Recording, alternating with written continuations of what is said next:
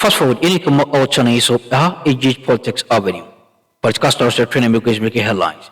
And a jumbre na yiri bi exomo e waha ni di mi hom black singu se ene ena wi share me aya na subscribe to the channel. Tumuko share na for so ensa into enquiry. Aya na wa like show no. Now I will leave you a comment constructively under the comment section. Ani di mi hom black singu ni mame o emfa enwura eye political highway sinimuna ejadema enye asem koto Akroma Parliament House of Ghana Afenyo markings minority majority omunyina akabuma emoki papano based on what yempi ansema horo itimi kofa sanse musi baye abra omu attraction na omu pense shana so am say age politics avenue.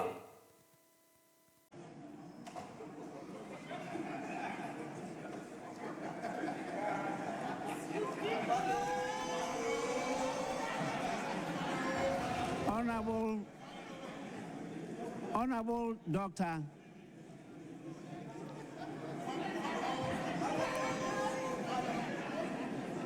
he represented Parliament at our march against the judiciary. He was among the 11, and he ran all over the field without touching the ball.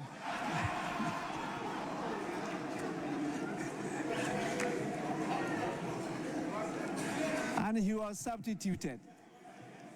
So I understand that.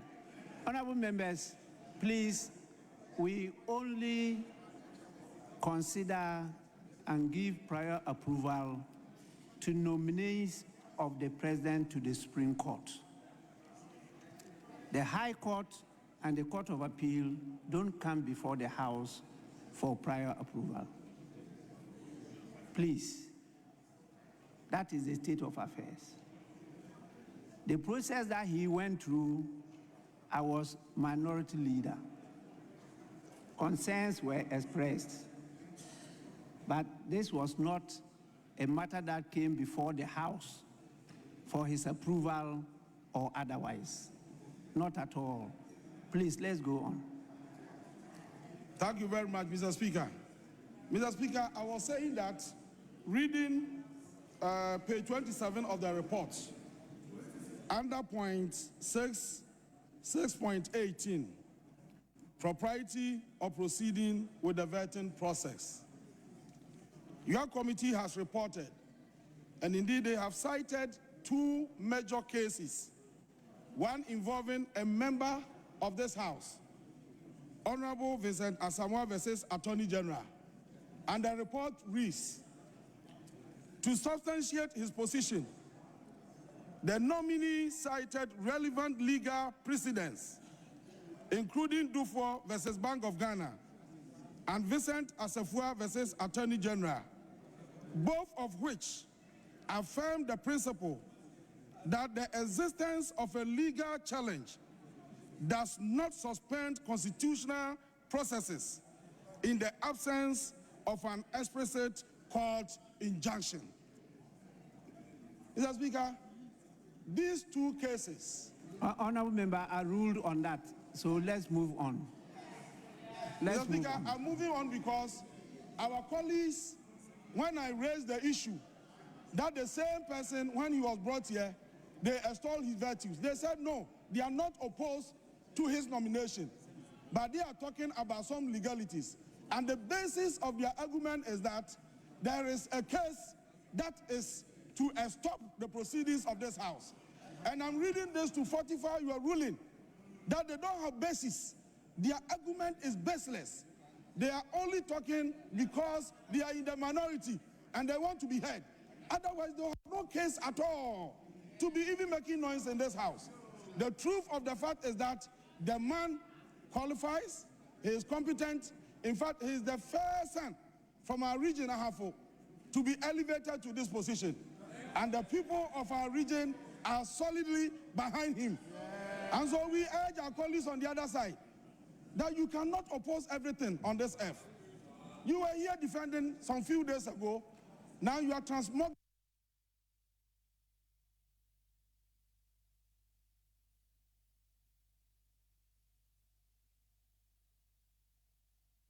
Honorable members, we move on to the next person. And that is the last from the minority caucus.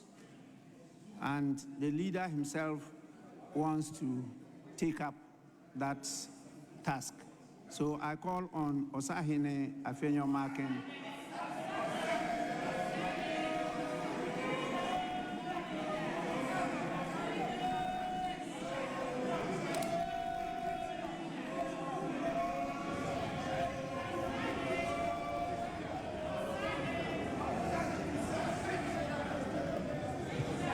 Mr. Speaker,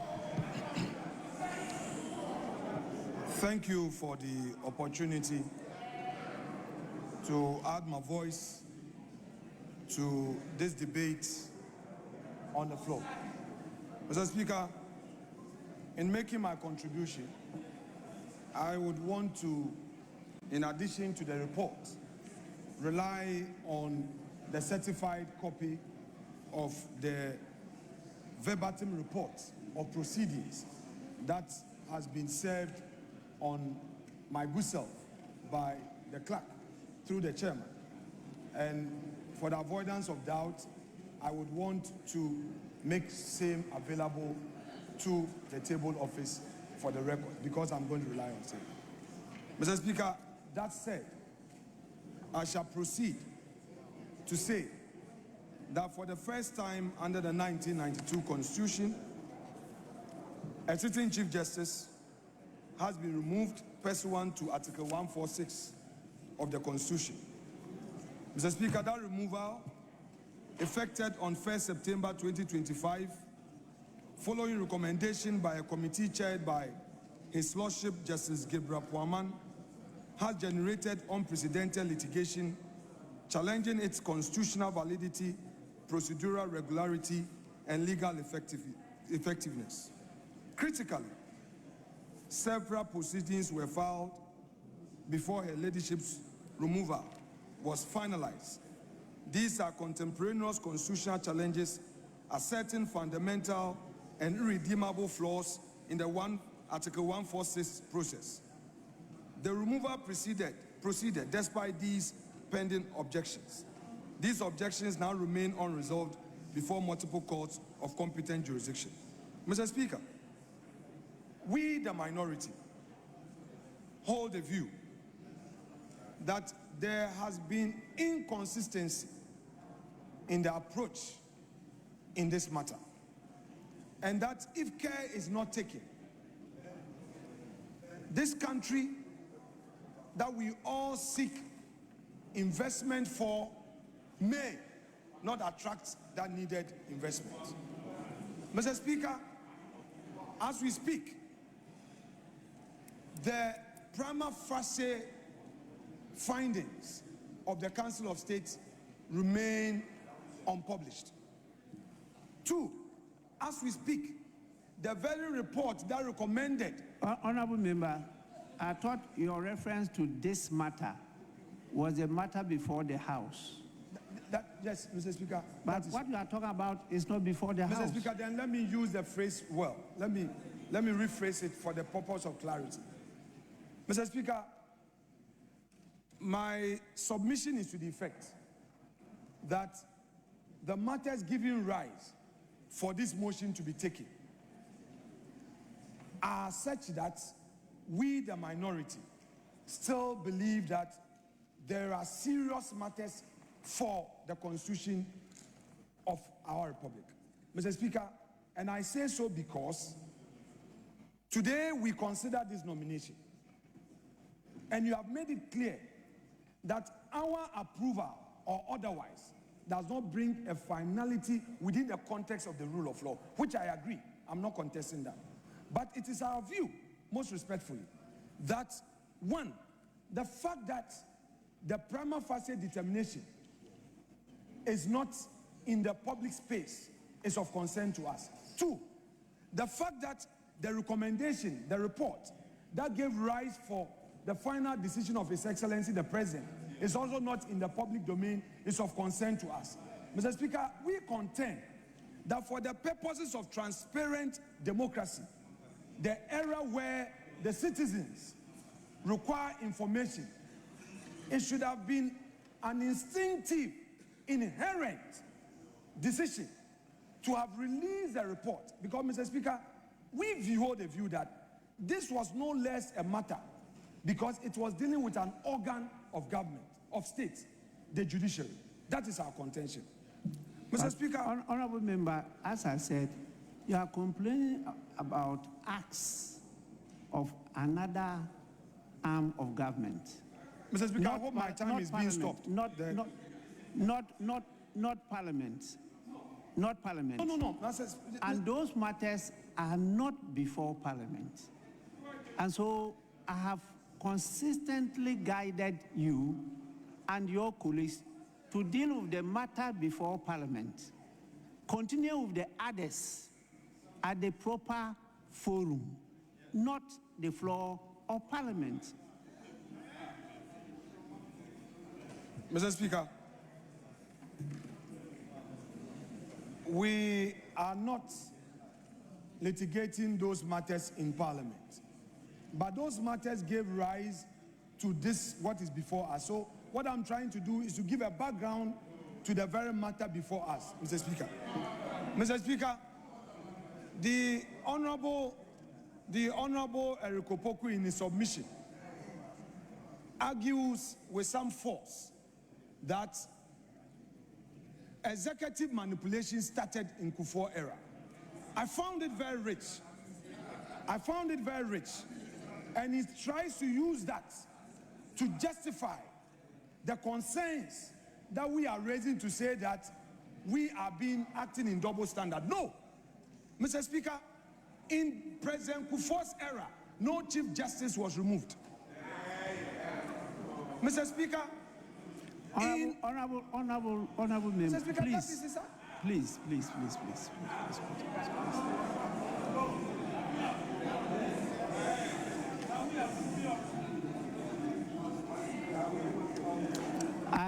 I don't want us to go beyond what is before us, because many of the things that you say, because many of you were not born early, you don't know, you don't have the information. And in fact, I have bought some books, and I'm going to distribute the books particularly to leaders, so that you read to see the perception that we have given to the people outside there. They are very senior, intelligent people who held high office of state, who have written some books about Ghana politics. I have the books. I bought plenty copies to distribute to you free to read. I believe that will change your approach to how you go about the business on this floor. The information that I have from experience in this house, if I disclose them, many of the things you say are incorrect. The presidents and former presidents, they know. You don't know. And they know that I know what I'm talking about. So please, confine yourselves to the matters before the House. Let's deal with that one.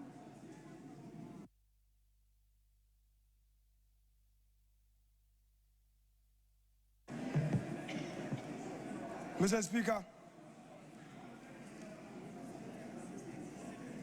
we are saying that the fact that there appears to be some right violation against Justice Araba Isaba Tokunu, we in the minority are unable to support this nomination.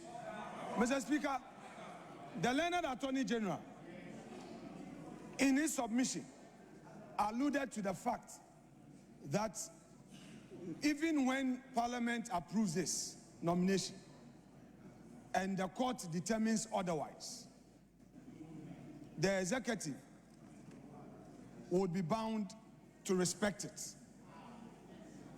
He was right in saying that when a court makes a pronouncement, the executive will be bound by it.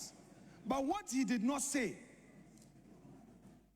is the conduct of his office in the handling of the very matter that he is saying when there is pronouncement, they would be bound by it. Mr. Speaker, he himself submitted that the rules of court allows for extension of time application to be made. The question we ask is that why didn't the Attorney General, considering the enormity of this matter, act with alacrity? Mr. Speaker, the question that begs for an answer is that for all these periods, if justice was really meant to be done, why didn't the Attorney General file a defense? He is now saying that we shouldn't worry, and that if there is any positive outcome, the president will be bound by it. But we are interested in the process. The minority in this House is interested in the process, and it is contending that his actions amount to bad faith and denying the respected Honorable Minority Leader. Honorable Minority Leader. Yes, Mr. Speaker. I acknowledge that the minority is interested, and you are expressing your concerns. And those concerns have also been expressed at the right forum. But I say this is not the forum for that. The Attorney General's conduct of conducting proceedings in that court is not before the House. That at all is not. And so please, let's handle what is before us. Then at the appropriate forum, which you are doing, you continue with it. You can just refer that this is what you are doing, but don't go into the details. Speaker, with respect, Mr. Speaker, just place my time on ice for us to interrogate this preliminary matter. Mr. Speaker, well, I will leave it to you, but I would want to learn. Mr. Speaker, in my submission, I was responding to the Attorney General. These are facts that he has made known to the House. So I was responding to his own argument. I was not saying anything new. It is what he said that I was referring to. But if you say I shouldn't delve deep into it... I stopped him. Mr. Speaker, very well. I stopped him. Very well. And I said he should come back to the subject matter on the floor. Very well. Mr. Speaker, that's... Please. Mr. Speaker, if it is so, I will not belabor. Mr. Speaker, today, our colleagues who vehemently opposed just 2 nominations to the Supreme Court, and when they had the opportunity, they brought 7. Their principled argument vanished into thin air. Today,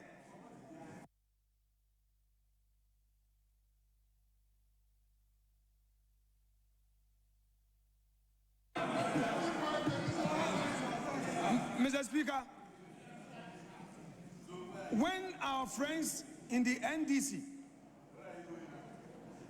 argued against 2 nominations to the Supreme Court, when they had the opportunity, they brought 7 at a go.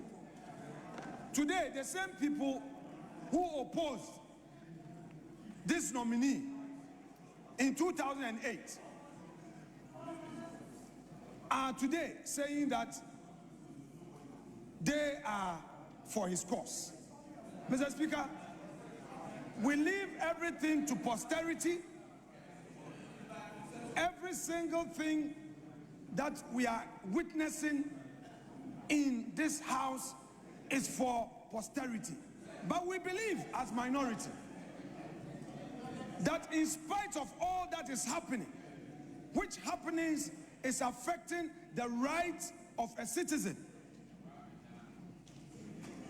the best days of our country are ahead of us. Mr. Speaker, we would not belabor. we maintain our opposition to this nomination, and we reject same, and we are going to demand a secret ballot to reject this. We are going to demand a secret ballot to vote, to let Hansard record our opposition. Mr. Speaker, we know that there are members who have their own views and would want to exercise their right when there's secret ballot. We, the minority, are going to invoke that so that we take a secret ballot to register our dissent on this matter. Mr. Speaker, I wouldn't exhaust the 15 minutes. I will submit here to and then leave the matters to rest. Thank you so much.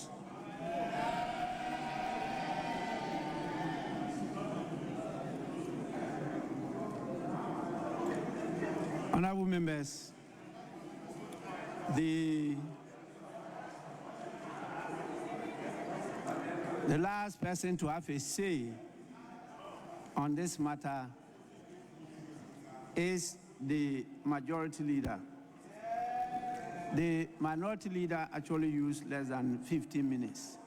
So it's the majority leader who is now to end the debate, and he has 15 minutes to do so.